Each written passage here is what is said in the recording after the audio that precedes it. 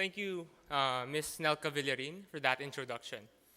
Dr. Florencia Claveria, Brother President Raimundo Suplido, University Chancellor Dr. Robert Oleda, administrators, faculty, guests, parents, and my fellow graduates of Batch 2018. Good afternoon. First of all, congratulations to all of us for graduating today. It has not been an easy journey, but we made it through. So let's give ourselves a round of applause for that.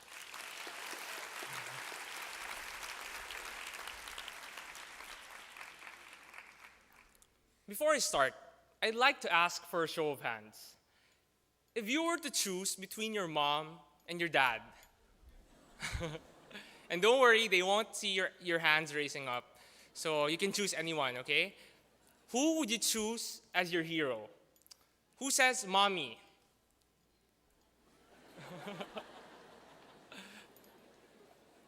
Who says daddy? Okay. Who says neither? Okay. All right, thank you for that. Back in kindergarten, most of us were asked about who our heroes were. And the usual answers would be our parents or superheroes. We were born to look up to other people. But you know, there's nothing wrong with looking up to ourselves as well. When I was thinking of a topic for this speech, I turned to our good old friend, Mr. Google, for inspiration. Most inspirational speech. I searched.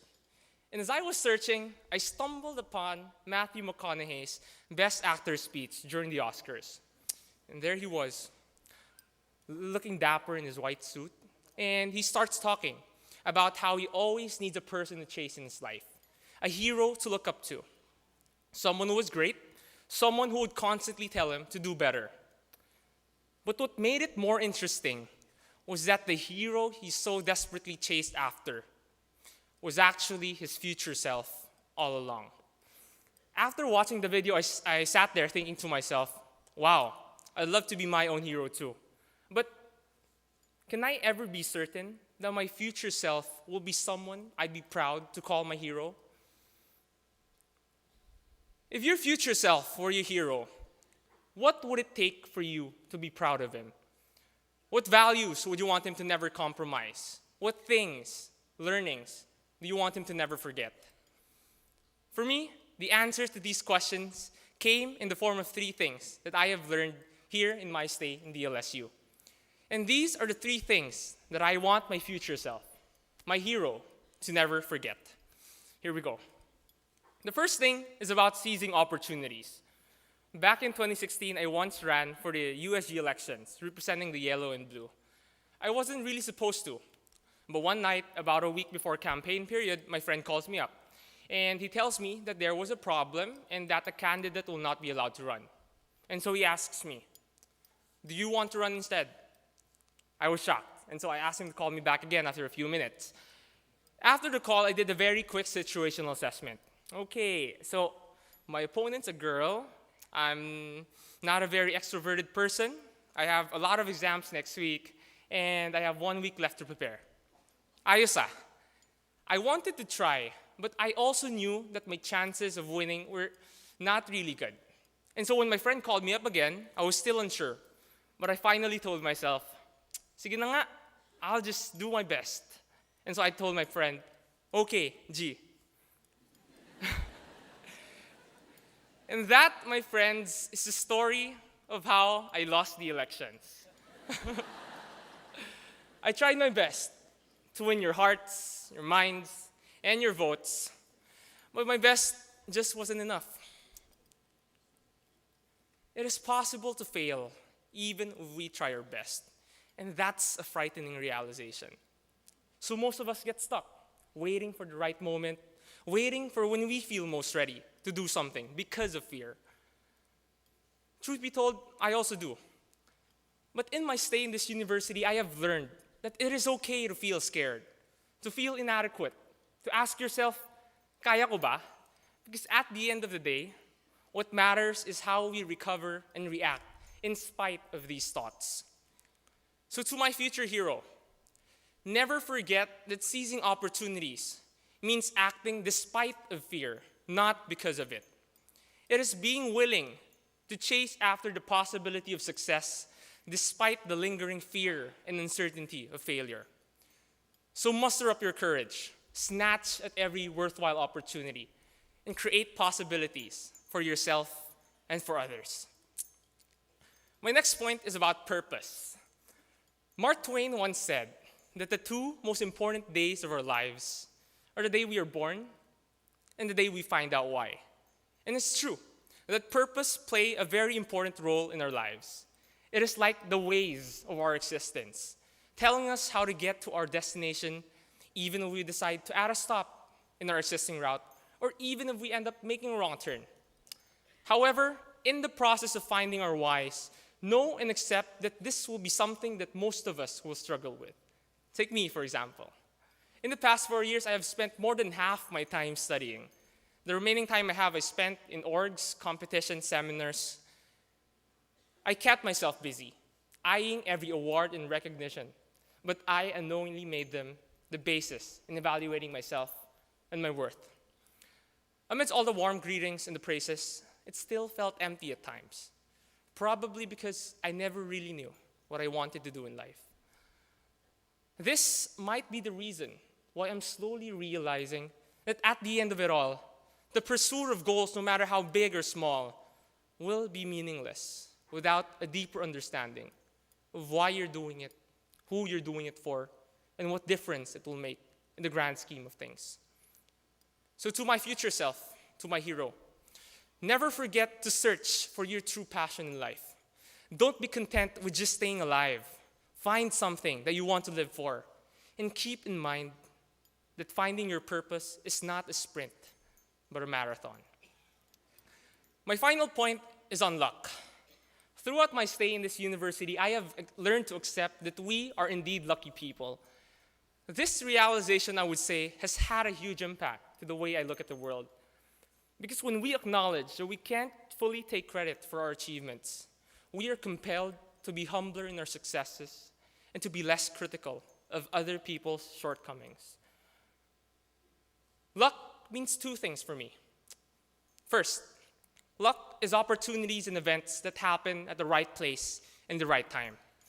Luck is being unprepared for an exam. Then all of a sudden, classes get suspended. Special thanks to Pag-asa and Mayor Erap, of course.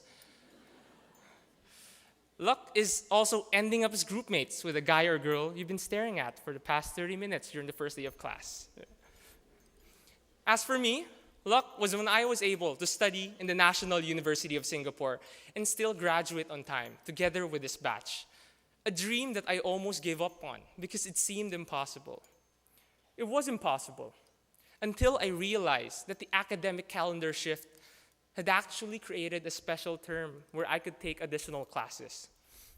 Long story short, I was able to go and study abroad, and I came back to DLSU with a burning fire to do greater things. This life-changing experience of mine would not have happened without the calendar shift. And this was luck for me. Second, luck is being blessed to have encountered people who shaped and changed our lives for the better. Looking back at our experiences, we will realize that there were so many people around us doing the little things that helped us achieve our successes in life. And so let us take this time to express our sincerest gratitude to these people who have been instrumental to who we are today. To our professors, who tirelessly teach us the things that we need to know in our lives and careers, even if it means having a makeup class every Saturday, or reminding everyone to say po and opo in class. From the bottom of our hearts, maraming salamat po.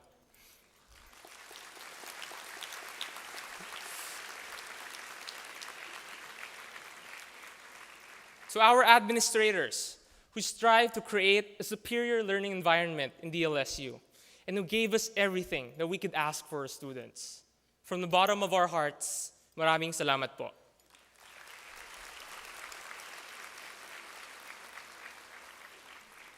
To our friends, who always got our backs, mapa-schoolwork, love life, o Dota man yan, you made college life fun. You made school our second home. From the bottom of our hearts, maraming salamat po.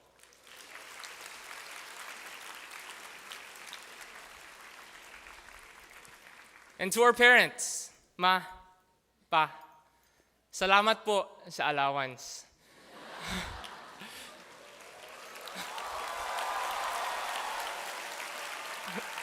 Salamat po sa patuloy niyong pagsuporta at pagsakripisyo para sa amin. Our success today as students will forever be your great pride as parents. And you truly, truly deserve it. From the bottom of our hearts, maraming salamat po.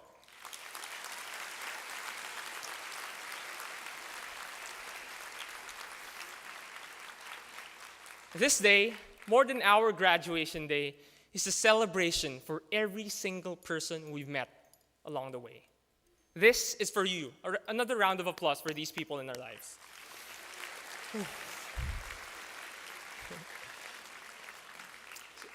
So my hero, never forget that you are lucky.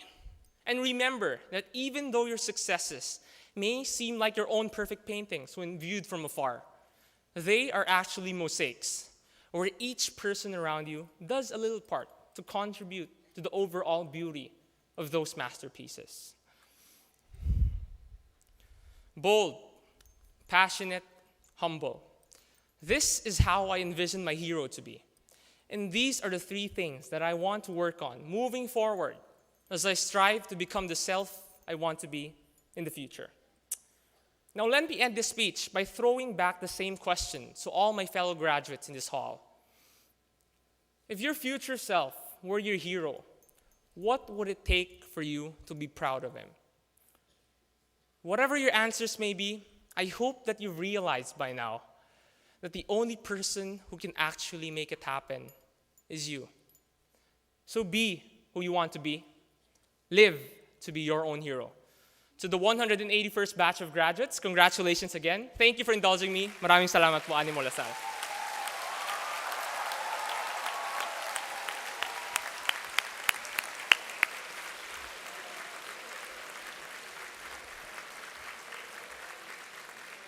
Thank you, Mr. C.